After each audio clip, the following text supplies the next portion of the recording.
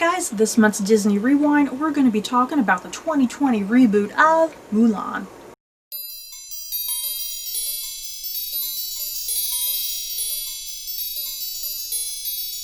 Mulan follows a young girl named Mulan who disguises herself as a man and joins the Imperial Army to protect her father. So, Stephanie, Mulan. I guess a quick disclaimer, we will be talking about spoilers, I guess. We're definitely probably going to bring up some things, so if you've never seen the original animated cartoon, if you've not seen this 2020 reboot, you might want to come back at a later point. But yeah, we're probably going to just kind of be throwing out some stuff, and it's going to be either spoilery or not spoilery. But yeah, Stephanie, how did you feel about the 2020 reboot of Mulan? I really enjoyed Mulan. It felt like the cartoon, but it also deviated enough away from it as well to be its own standalone movie. You know, with certain little minor changes and things, but it felt like Mulan, but without, you know, being like The Lion King, where The Lion King was word for word, scene shot for shot, you know? Yeah, this movie, I mean, it played out exactly like the cartoon in some ways, but it still did enough to kind of throw in a few little different things, you know? It threw in a couple different characters to add a little bit more in there. But yeah, for the most part, it did follow the story, but yeah, the dialogue definitely was not like word for word like The Lion King was. Yeah. You know, Lion King was just downright a plagiarized version of itself.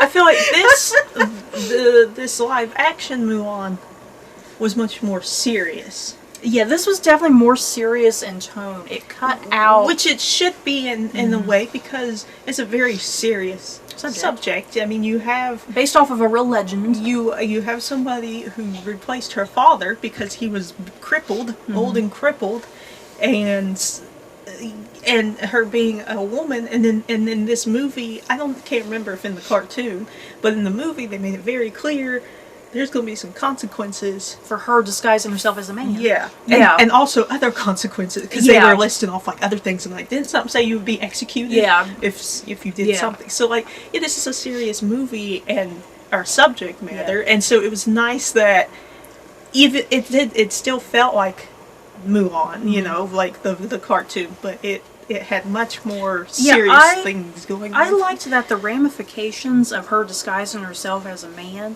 you know, I liked that there were these ramifications, and it wasn't just immediately like, oh, it's okay. Yeah, I like that it's kind of this big deal, because she can be exiled, she can be there's shame, executed, shame forever. Yeah, shame for her entire family. There was she wouldn't have been executed, because that was under the deceiving and lying part. Oh yeah. That was just banished from the army, and then you would pretty much shame upon your whole family. The whole family. So yeah, I liked that they took her disguising herself as a man. I mean, I like that they really took that, like, this is a for real serious thing for this time period, you know, because yeah, the cartoon, I mean, that's kind of a big deal in the cartoon too, but I feel like the cartoon does underplay it, you know, it's kind of underplayed, and it's almost kind of not this big deal, you know, because yeah, there's never any talk of like exile and execution, you know.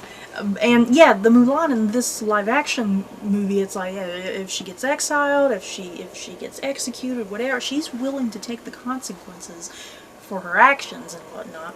Yeah, I really liked this reboot as well. I thought it was very well done. It's been a long time coming. You know, this damn movie was supposed to come out back in March, right?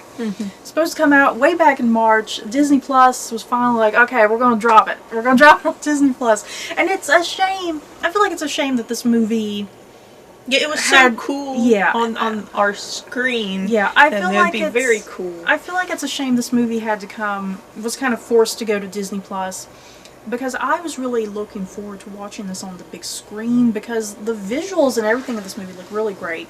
You know, it's a very beautiful looking movie and very vibrant and colorful in places. I would have loved to have seen that on the big screen. Even though we paid for it to watch it on our TV, I still feel like if they were like, hey, this is going to come out for a few weeks, you know, like next year, if they're like, hey, this is going to come out for a few weeks, I think I'd still want to go see it. Yeah, if it's also just very bright. Yeah. Like, you know, just because, like, there's always that red. Yeah. During this whole red is like a very big color in this movie. And it's always so pretty and stuff. So yeah, it's like I'd love to. Yeah, if this movie, if theaters ever get back to normal, if this movie does get released like at a proper theater on the big screen, I think I definitely enjoyed it enough that I would spend additional money to go watch it on the big screen just to have that theater experience. I want to hear the loud credit music. Yeah. Oh yes. Oh yeah. Yeah. They had a beautiful score. The music was beautiful, and then just sitting there listening to the ending credits. You get what, like 2 different versions of Reflection at the end of the movie. Let's see where to go next. I'm not really quite sure what to talk about with this movie. I mean, it's like in some ways I don't really have too terribly much to say. I don't know if that's a good thing or a bad thing. There was the stuff about why is Mushu not in this. This movie was going for a much more realistic take. Yeah. But then people are like, well, it's realistic, then why do you have this magic witch lady, you know? You know what, that's true. There was a shapeshifter in this movie. She served a purpose, though. Yeah. I really loved her audition. I love the whole, like, chi crap. I love how this whole movie was like, you gotta, like, tap into your inner core, and you have these points in you that hold you back. And for Mulan, she had that one weakness, which was lying and not being true to herself. And she had to embrace that. She had to embrace what she was. And to unlock her full potential in life, and that's what, like, because then she goes full badass by the end. The evil lady, she too was like Mulan. She was very strong. She tapped into all of her points, but she was seen as a witch, and she was used by the bad guys, and so she was trying to trick Mulan and be like, you know, this is what they're going to think of you. But Mulan finally was like, no, I know I'm a warrior, and I don't care, even if I get, killed. And I don't I'd care rather what be the a men warrior. say. I don't care what the men say. So, like, that's why the woman was brought in. Yeah. Be like, you don't have to be like that. Yeah, I really liked... At first, I was like, I just don't know why they're bringing a witch. Yeah, at first I was like, okay, what's the point of bringing this witch lady in? And at the end of the day, I mean, I think, her function in the movie was to be this darker parallel to Mulan, but they're not so different. She was seen as a villain, She was seen as a villain, but that's what kind of the thing too, like Mulan, depending on Mulan's path, Mulan could have turned into a villain too because of how people were treating her, and because she was just the way she was, and people were like, oh, that's unwomanly, and that makes you a witch if you can do this and that, And so I did like the witch lady's function. She was like this parallel and balance to Mulan, and like she was really no different from Mulan when you think about it. It's just her path, it made her turn to the dark side, if you will. Because the lady kept saying we're the same. In the end, it was Mulan who showed her that she can be good. Because she was pretty much saying, look, these men respect me, and they maybe not all of them, but they're following me. Even these leaders are following me because they know what needs to be done, and they don't fear me. And she's trying, and in the end that made her see that she can make these men, she don't have to listen to them. And she said, Mulan saved. So hopefully she got some credit for helping save the I also liked the phoenix metaphor as well. The phoenix metaphor was really well done, because at first it took me a little while to kind of get what the phoenix symbol was kind of going on. It took me a little while, but once you do definitely get to that end, and it's kind of like, okay, the phoenix is definitely making sense. And I just really liked a lot of the visuals when it came to that phoenix, because when her and the witch lady, they're fighting in that one area. Is it is it lava that's been hardened? It's frozen. Well, not necessarily frozen, but I'm not quite sure. That one area, it's near the end, and her and the witch lady kind of come in contact with one another, and they have a fight. And it seems like it's some sort of lava that's been solidified. Because then there's like steam also popping out like from underground.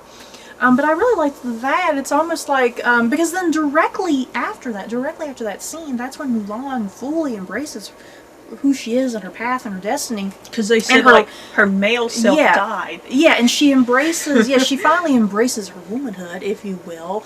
And that's when she rides out of there and she's stripping off the armor, she lets her hair fly back. And I liked that kind of that visual metaphor there, because that playing field it's an area of steam and fire and lava, and that's the phoenix metaphor. You know, the phoenix rises from the ashes after it burns itself out, and that's kind of her symbolic move coming out of symbolism. There. Yeah, that's her symbolic move coming out of that. Cartoon definitely wasn't like that. Yeah, so I really love the phoenix metaphor. You know, every time it would appear, you know, there was some sort of meaning. Do not get me started, Stephanie. That one part at the end when she's fighting the what's his name, Khan, whatever his name is, when she's fighting him, and then the phoenix comes back and she has his wings, the phoenix wings. It made me think of Daenerys Targaryen. I was sitting there thinking you were over there. I was like, oh my god, it looked like Game of Thrones. I was like, this looks like that one scene in the finale of Game of Thrones when Daenerys has dragon wings. I was like, this is badass. I'm loving this. So Mulan got her Daenerys Targaryen moment, except she didn't go crazy. That was awesome, and it was beautiful too. The colors. See, that's another reason I want to see this movie on the big screen just for that scene alone. With that visual, you know.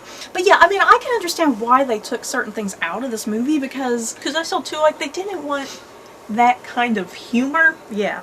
But also I was reading, and it makes sense, I was reading this after the movie came out, and they were saying that, you know, in the cartoon, Mulan has to learn to trust Mushu, because, you know, the stuff that they go through. Yeah. And they didn't want that. They wanted Mulan to build a relationship with her fellow soldiers, because that's who's important to her story. Yeah. Not a dragon. That she needs to build this camaraderie with her fellow soldiers, and so then they can accept her. They need to accept her. They were the ones who accepted her in the end and stood up for her. Yeah. If she had a dragon and didn't pay attention to them and was just focusing on the dragon, then yeah, they wouldn't have stood up for her. Because in the cartoon, it's not only Mulan's journey; it's Shang's journey as well. And it's also Mushu's journey, because Mushu, you know, the spirits, you know, the ancestors, you know, they're going on like, oh, Mushu, he's just this tiny, stupid dragon. He shouldn't go with Mulan. He's going to bring shame to us, you know. So, yeah, the cartoon, there was a lot going on in the cartoon when you think about it, because it's not just Mulan's story. It's Mushu's story, it's Shang's story. And yeah, it seemed like this reboot, it's like, this is just going to strictly be Mulan's story, you know. Which I think felt appropriate. Like, we're just concentrating on that and giving you all these visual symbols and metaphors to help enhance that story. But yeah, I mean, I can understand why they took Mushu out, because it's just a very comedic role. It's almost kind of absurd in some places, you know. Another big thing that was taken out of this movie, there's a couple things here, because I definitely want to talk about Shang. I definitely want to talk about Shang really quick. The omission of Shang, and I definitely want to talk about the omission of the music. So let's talk about Shang first. There's no Shang in this movie. At first, you know, when they announced it, it was devastating. Yeah.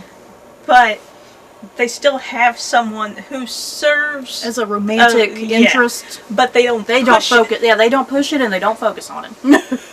They just kind of bring it up at the end and that's it. And it's someone that is her equal. Yeah, you know what I mean. Yeah, not what's Shang? Is he a captain? Yeah, he was something. He was something much higher than what Mulan is, and so it was. I think it was a much nicer thing to her have these relationships with people that were her equal. Yeah. And not somebody who is in much higher standings than she is. Authority and everything. Yeah. I liked the soldier guy that she does form that attachment with.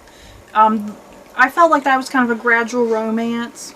You know, it was a gradual, believable romance, I think. And they left it at the end open. Yeah. it Whereas wasn't the a cartoon, for sure. yeah, the cartoon, they definitely have it like Shang. He's coming from Mulan. Yeah. You know, and yeah, So grandma was like, "Is he staying for dinner?" Yeah, this movie, that's not the focus, you know. I mean, you can, if you want to think, hey, they're going to get back together, then that's good, you know. And plus, you know, it ends and the one guy comes and is like, hey, we want you to come back to the army. You know, will ya? We got you a new sword and everything. So yeah, no Shang, which at first was very devastating because I was like, how can you have Mulan without Shang? But it still worked, you know, it still worked. So the next thing, the omission of the songs. There's no songs in this, you guys. And it's a little upsetting, but I think this movie, it worked without the songs. And plus, but they I mean, had if you that listened, score behind yeah, it. if you listened, sometimes the score would have some of those nuances if you paid attention, especially Reflection. Reflection was the big one. It was played at great moments. Yeah, when Mulan was yeah, like riding horses. the heroic Mulan moments, you would hear Reflection. But yeah, there's no I'll make a man out of you. You do get like a montage of everybody doing And stuff. I still forgot to look on YouTube to see if somebody took that montage and they put the song over.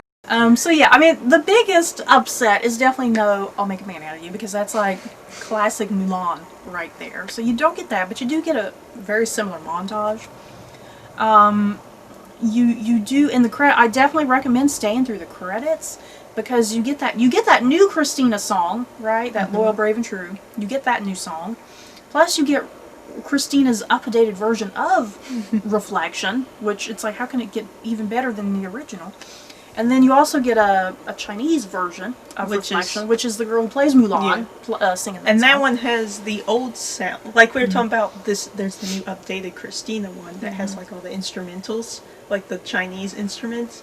But then the Chinese version of the song sounds very from the 90s. Yeah, it sounds very much like the original Disney version.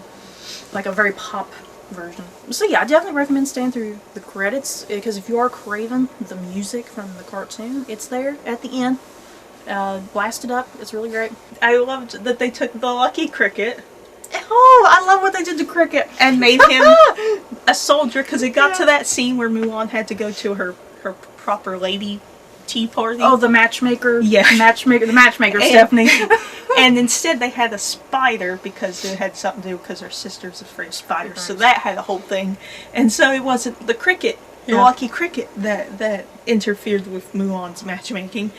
And then they get to the, you know, Imperial boot camp, and then one of her fellow soldiers' name is Cricket. And it was so cute because he says he's a lucky charm. Yeah, it's like, oh, that's a cool way to just add a little something from.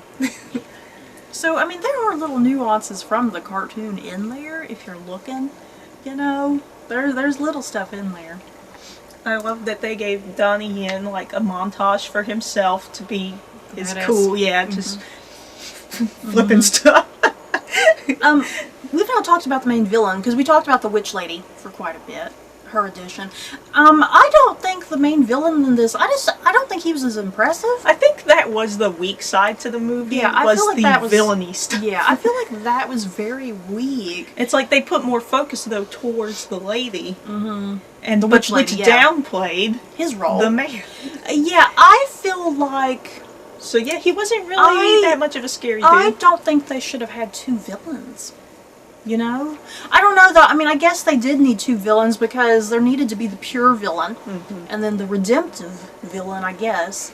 You know, because you still need to have that attack at the Imperial Castle. You know, you still need to have that. So, I don't know. Still, I felt like his role was very greatly reduced. He just didn't seem as big of a menace or a threat like he does in the cartoon. Yeah, then he just like, boom bam, he was gone. Yeah, then he's killed off very quickly. I mean, it was a badass moment, that whole sequence when they're, you know, up in whatever, the scaffolding or whatever that is. But yeah, that was a big disappointment, just the role of the villains, other than, you know, the witch lady. It's a pretty violent film too for... We went through all these other Disney remakes and they're all like and then this had like people getting stabbed. Yeah, there's lots of death going on in this movie. Overall, we liked the movie. It probably wasn't the most perfect of things, you know. It's probably not the most perfect of reboots, but it was still enjoyable. I still liked it. We're gonna have to do a ranking system now We'll have to take, like, soon all of the live action movies and, like, which one is the superior. I think I still probably like the cartoon better. You know? I probably still like the cartoon way better. But yeah, this was still fine. I liked it. Didn't really have any problems with it. I liked the casting. Liked the story. Liked the additional stuff. So, Stephanie, if you had to rank Mulan on a scale of 1 to 10 Mickey ears, what would you give it? I feel like you, like, really stressed that. What? I don't know. 1 to 10. Well, I'm not saying give it a 1. Jesus. I don't know. I thoroughly enjoyed Mulan. I feel like I want to give it a 9. I think still an 8 for me. I think about an 8 for me. Even though I loved it, I think I still have there's just some of these other reboots that I've preferred more than Mulan, because I loved Pete's Dragon, I loved Pete's Dragon, I loved Beauty and the Beast, Cinderella, Jungle Book, Aladdin. I definitely liked Mulan better than The Lion King, I think. Yeah. I definitely like this way, way better than Lion King, because Lion King is just like, oh my god. So yeah, what, a 9 for you? Yeah. A 9 for Stephanie, an 8 for me. Definitely enjoyed it. What's next on the reboots? I have no clue. I'm getting confused about what's coming up next, because I know they got stuff. They've not really been advertising nothing, I feel like. Yeah, because I know they're supposed to be doing, like, Hunchback and all that. Tinkerbell, Peter Pan. Oh, Lord. I don't know what's next. Yeah, I'm not sure what's next. I feel like there won't be one now for several years, Yeah. because now there's been a... Yeah, this stuff. last year or two, because yeah, I mean, last year we got Dumbo, Maleficent, Aladdin, Lion King, you know, and then Mary Poppins before. I mean, it was just a continuous stream of all these reboots, you know. Now we've had this delay and stuff, so yeah, I really feel like there might not be one till like late 22 The Cruella or movie, 23. The Cruella movie I feel supposed to like be coming out. that's probably the next one then, because Cruella. they've come out with images at least for that. Cruella, like yeah. last year they were coming out with Yeah. stuff, so that's probably, if that gets done, it'll probably get put in the front and get done by the end of 21. So for right now, Mulan is kind of the last reboot for a little while, most likely, because of coronavirus. So is that it, Stephanie? That's it for our review and thoughts on Mulan. In the comments below, did you guys love Mulan? Did you hate it? If you didn't like it, that's okay. Let us know your reasons why you didn't like it. So that's it for this video. Don't forget to like, comment, and subscribe. And if you like this video, you may like these other videos. Bye, guys.